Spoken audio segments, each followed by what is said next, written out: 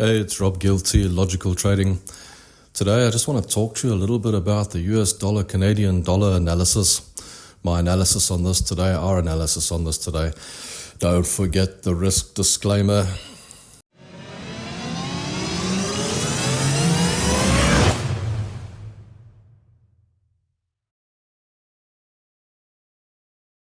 You probably shouldn't be trading. Most traders lose money, and you probably will too.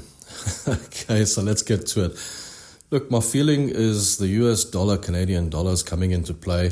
At the time of recording this, I mean, it was running around about 135.50. It could retrace back up to the 136 and you get a good short coming down, or you could actually take it short from this point.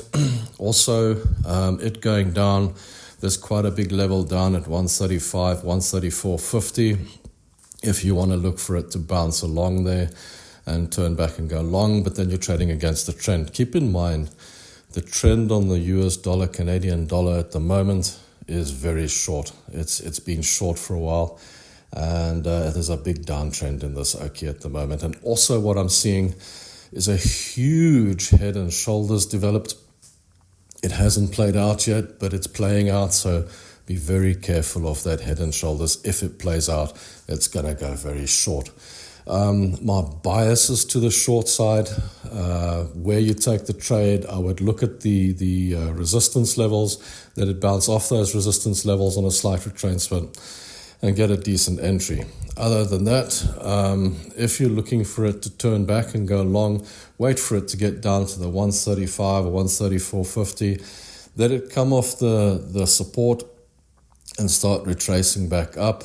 Maybe break the first high, and let's get a trade in long there. But my bias is to the short. I'll look for shorts. If it breaks through that 135 area, then I'll also look at possible short trading there as well. If it retraces back up to the 136s, a short trade there as well. You guys may have noticed that gold has gone completely crazy. It's running upwards. It's probably going to run through the 21, but I don't think I would immediately look to go short against the trend. I'd rather wait for a retracement and perhaps long again, or see how she goes and how she breaks towards the downside. Guys, have a wonderful trading day. It's Rob Gilty signing off. Cheers.